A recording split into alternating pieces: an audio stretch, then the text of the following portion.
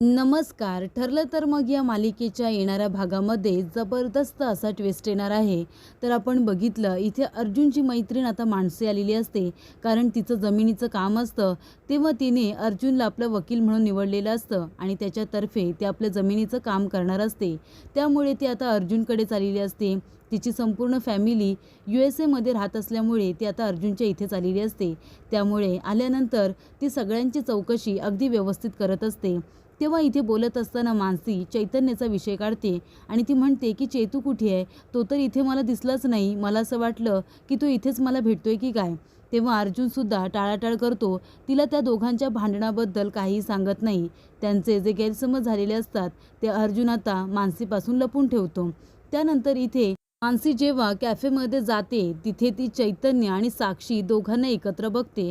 तेव्हा मानसी आता चैतन्यबरोबर बोलायला जाणार ते दोघं जण तिथून निघून जातात. तेव्हा घरी आल्यानंतर मानसी अर्जुनला म्हणत असते, तुला माहिती आहे मी चैतन्याला बघितलं एका मुलीबरोबर ते दोघं जण कॅफेमध्ये बसले होते आणि त्या मुलीला कुठेतरी बघितल्यासारखं वाटतंय. ती त्याची गर्लफ्रेंड आहे का? असं सुद्धा आता मानसी विचारते. तेव्हा अर्जुन म्हणतो हो असेल त्याची गर्लफ्रेंड. तेव्हा ती म्हणते पण त्या मुलीला याआधीसुद्धा आम्ही कुठेतरी बघितलं होतं. तुला माहिती आहे का आपला खूप मोठा ग्रुप होता. कुणाल, चेतू, तू, मी, अजून आपले 2-3 मित्र. आपण किती मजा करायचो. पण मला आता चैतन्यबरोबर जी मुलगी होती ना तिला बघितल्यानंतर मला कुणालच्या गर्लफ्रेंडची आठवण आली. तेव्हा अर्जुन म्हणतो म्हणजे? तेव्हा मानसी म्हणते की कुणालची गर्लफ्रेंड तशीच दिसत होती. कदाचित ती साक्षी शिखरे तर नाही आहे ना? असा आता उलगडा इथे मानसी अर्जुन आणि सायलीच्या समोर करते. तर इथे आता अर्जुनच्या लक्षात आलेलं असतं की कुणालची गर्लफ्रेंड त्याला सोडून जाणारी मुलगी ही साक्षी शिखरेच होती. हा उलगडा आता मानसीने केलेला असतो. तर आता मानसी अर्जुनला हे सत्य कसं सांगते आणि त्यानंतर अर्जुनसुद्धा आपल्या भांडणाबद्दल मानसीला सगळं काही सांगतो. चैतन्य आणि त्याच्यामध्ये जे काही गैरसमज झालेले असतात त्याचा उलगडा तो आता मानसीसमोर कशा पद्धतीने करतो ते आपण सविस्तरपणे बघूया. तरी ते मानसी आपल्या जमिनीच्या कामासाठी तर आलेलीच असते.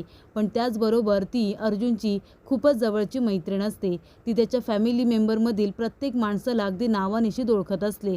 एवढी त्यांची घनिष्ठ मैत्री असते. त्यामुळे आता अर्जुन वकील असल्यामुळे ती त्याच्याच मदतीने आपलं काम करून घेणार असते. तेव्हा ती पहिल्यांदाच आता घरी आलेली असते सायली आणि अर्जुनचं लग्न झाल्यानंतर. त्यामुळे सायली तर काही तिला ओळखत नसते. पण आता मानसी आणि सायलीची ओळखसुद्धा झालेली असते. तेव्हा तिला कळतं की सायली ही अर्जुनची बायको आहे. तेव्हा ती अर्जुनला म्हणते की लग्न केलंस आणि मला बोलवलं सुद्धा नाहीस. तुझी बायको खरंच खूप छान आहे. पण इथे सायलीला जरा मानसीचा राग येत असतो कारण ती अर्जुनच्या अगदी जवळ बसलेली असते आणि त्यांची घनिष्ठ मैत्री बघून सायली आता थोडी जेलस होत असते. पण नंतर तिला कळतं की ह्या दोघांची मैत्री खूपच जास्त जुनी आहे आणि तिला कळतं की मानसी चांगली मुलगी आहे. तेव्हा तीसुद्धा आता तिच्याबरोबर व्यवस्थित बोलत असते. तेव्हा इकडे आता अर्जुन बरोबर बोलत असताना मानसी म्हणते की अर्जुन अरे कालपासून चैतन्य आलेलंच नाही आहे. पहिलं सारखं यायचं ना, मग आता काय येत नाही आहे तुझ्याकडे? तुमच्या दोघांचं बोलणं जास्त होत नाही का? तेव्हा इथे अर्जुन म्हणतो नाही असं काही नाही आहे, ठीक आहे तो सुद्धा. तेव्हा मानसी म्हणते तुम्ही दोघं जण एकाच ऑफिसमध्ये काम करता ना, तू काही त्याला रोजच भेटत असतील. पण आता मी एवढ्या दिवसानंतर आले, एवढ्या वर्षांनी आले, तो मलासुद्धा भेटायला आलेला नाही आहे. तू त्याला सांगितलं नाही आहेस का मी आले ते? तेव्हा अर्जुन म्हणतो नाही मी त्याला काहीच सांगितलेलं नाही आहे. सध्या तरी अर्जुन आपल्या भांडणाबद्दल मानसीला काही सांगत नसतो. तेव्हा इथे मानसी अर्जुन दोघं जण कामाबद्दल बोलत असतात. नंतर मानसी आता एका कॅफेमध्ये जाते. कॅफेमध्ये गेल्यानंतर ती आपल्या बाजूच्या टेबलकडे बघते. तेव्हा तिथे तिला चैतन्य आणि साक्षी दोघं जण एकत्र दिसतात. तेव्हा ती आपला चष्मा काढते आणि व्यवस्थित बघायला लागते. तेव्हा तिला कळतं की चैतन्यबरोबर एक मुलगी बसली आहे आणि ती साक्षी शिखरे आहे की काय असा संशय तिला येतो. तेव्हा ती त्या दोघांबरोबर बोलायला जाणार तेव्हा चैतन्य आणि साक्षी दोघं जण तिथून निघून जातात. तेव्हा आता त्यांच्या मागे मागे मानसीसुद्धा जाते. पण ती दोघंही तिला दिसेनासे होतात. तेव्हा मानसी आता घरी आल्यानंतर ती अर्जुनला आणि सायलीला दोघांनाही सांगत असते की अर्जुन तुला माहिती आहे का मी आज कॅफेमध्ये गेले होते. तेथे मी चैतन्याला बघितलं. तो एका मुलीबरोबर होता. पण मी जेव्हा त्याच्याबरोबर बोलायला गेले ना तर तो निघून गेला. त्याने माझ्याकडे बघितलं सुद्धा नाही. तेव्हा अर्जुन म्हणतो हो का तो घाईत असेल. तेव्हा साक्षी ही चैतन्याची गर्लफ्रेंड आहे हे सुद्धा अर्जुन तिला सांगत नसतो. तेवढ्यात मानसीच म्हणते की त्याच्याबरोबर जी मुलगी होती ती त्याची गर्लफ्रेंड आहे का? तो तिच्याबरोबर फिरायला गेला असेल हो की नाही अर्जुन? तेव्हा अर्जुन म्हणतो हो कदाचित तसंच असेल. तेव्हा इथे मानसी म्हणत असते पण त्याच्याबरोबर जी मुलगी होती ना तिला मी आधीसुद्धा बघितली होती आपल्या कॉलेजमध्ये. एकदा ती आली होती. तेव्हा इकडे अर्जुन म्हणतो, कोण होती ती मुलगी? तेव्हा इथे ती म्हणते की तिला बघितल्यानंतर मला कुणालच्या गर्लफ्रेंडची आठवण झाली. अरे कुणालची गर्लफ्रेंडसुद्धा तशीच होती. तेव्हा इकडे अर्जुन म्हणतो, तिचं नाव काय होतं? तेव्हा मानसी म्हणते, तिचं नाव होतं साक्षी शिखरे. आणि ह्या मुलीचं नाव काय आहे? तेव्हा इथे अर्जुनला खूप मोठा धक्का बसतो.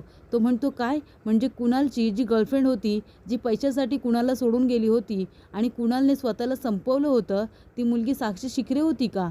तेव्हा इकडे मानसी म्हणते, हो त्या मुलीचं नाव साक्षी शिखरे होतं. तुला माहिती नव्हतं का अजूनपर्यंत? तेव्हा अर्जुन म्हणतो, आणि तुला माहिती आहे का चैतन्याच्या गर्लफ्रेंडचं नाव काय आहे? तिचंही नाव साक्षी शिखरेच आहे. तेव्हा मानसी म्हणते, हो तिला बघितल्यानंतर मी तिला ओळखलं, पण मला असं वाटलं तीच मुलगी आहे की दुसरी कुणी आहे, म्हणून मी जास्त लक्ष दिलं नाही. तेव्हा इथे सायलीला सुद्धा खूप मोठा धक्का बसतो. तेव्हा इथे मानसी म्हणत असते, चैतन्याने तुझं काही वाद झालं आहे का? तुम्ही दोघंजणं पूर्वीसारखे बोलत नाही वाटतं. तेव्हा आता अर्जुन इथे सायलीकडे बघायला लागतो. सायली म्हणते, सर त्या तुमच्या मैत्रीण आहेत ना, त्यांच्यापासून काही लपू नका. जे काही सत्य आहे त्यांनासुद्धा सांगून टाका, कळू दे त्यांना. तेव्हा इथे अर्जुन आता सगळं काही मानसीला सांगतो आणि तो म्हणतो की चैतन्य ज्या मुलीच्या प्रेमात पडलाय ती साक्षी शिखरे, ती कुणालची सुद्धा गर्लफ्रेंड आहे. ती कुणाला पैशासाठी फसवून गेली होती आणि आपला चैतन्य त्याच मुलीच्या प्रेमात पडलाय आणि ती मुलगी त्याचासुद्धा गैरफायदा करून घेते, वापर करून घेते. तुला माहिती आहे हे? तेव्हा इथे मानसी म्हणते, हे तर खूप जास्त भयानक आहे. मग चैतन्याची तू हेल्प कर ना, त्याला सांग ही मुलगी चांगली नाही आहे म्हणून. तेव्हा अर्जुन म्हणतो, त्याच्यावरून तर आमच्या दोघांचा वाद झाला आहे. त्याला मी तेच सांगण्याचा प्रयत्न केला की ही साक्षी शिखरे तुझा फक्त वापर करून घेते, तुझा यूज करून घेते, नंतरला तुला लाथ मारून ती घरातून बाहेर काढून टाकेल. पण तो माझं काय ऐकूनच घ्यायला तयार नाही आहे. त्याने माझ्याबरोबरच वाद घातला आणि त्याने माझी फर्मसुद्धा सोडून दिली आणि तो माझ्याशी बोलतसुद्धा नाही आहे. तेव्हा इथे सायलीसुद्धा आता घडलेला प्रकार तिला समजावून सांगते. तेव्हा इथे मानसी ते सगळं ऐकते आणि तिला खूप जास्त वाईट वाटतं. तेव्हा इथे मानसी म्हणते, पण आता चैतन्य आपला फ्रेंड आहे ना, आपण काही करून त्याची मदत तर केलीच पाहिजे. तेव्हा अर्जुन म्हणतो, हो मलासुद्धा त्या साक्षी शिखरेच्या तावडीतून त्याला सोडवायचं आहे, पण कसं काय? चैतन्य कुणाचं काही ऐकून घ्यायलाच तयार नाही आहे. तेव्हा मानसी म्हणते, मी आहे ना. आणि अर्जुन, सायली आणि मानसी तिघंजणं जर एकत्र आले तर आपण काही करून चैतन्याला ही जाणीव करून देऊ की साक्षी शिखरे ही चांगली मुलगी नाही आहे आणि हे सत्यसुद्धा मी त्याला सांगेन की तीच मुलगी आहे जिने कुणालला सुद्धा फसवलं होतं आणि ती आता तुझा सुद्धा वापर करून घेते. आपण याची त्याला जाणीव करून देऊया. साक्षी शिखरेचा खरा चेहरा आपण त्याच्या समोर आणून देऊया. तेव्हा इथे अर्जुन म्हणतो, तिच्या विरोधामध्ये मी पुरावे तर आता गोळा करतच आहे. तिला आता मी कोर्टामध्ये उभं करेन ना, तेव्हा चैतन्याचे डोळे खडाखड उघडतील असेच पुरावे मी सादर करणार आहे. तेव्हा मानसी म्हणते, आणि या सगळ्यामध्ये तुला जर माझी मदत लागली ना, जोपर्यंत मी इंडियामध्ये आहे तोपर्यंत मी तुला मदत करायला तयार आहे. तेव्हा इथे मानसी म्हणते की आपल्या फ्रेंडचा जर जीव धोक्यामध्ये आहे, ती मुलगी जर त्याला फसवते, त्याचा यूज करून घेते, तर आपणच त्याला या सगळ्या गटारातून बाहेर काढायला हवं आहे ना. तेव्हा आपण सगळेजण एक टीम होऊया आणि चैतन्याला जाणीव करून देऊया की ती मुलगी त्याला फसवते आणि आपण त्याची मदत करून त्याला त्यातून सुखरूप बाहेर काढूया, असं ती म्हणते. अशा पद्धतीने मानसी, अर्जुन आणि सायली तिघंजण एकत्र येऊन आता साक्षीच्या तावडीतून चैतन्याला वाचवण्याचा विडा उचललेला असतो.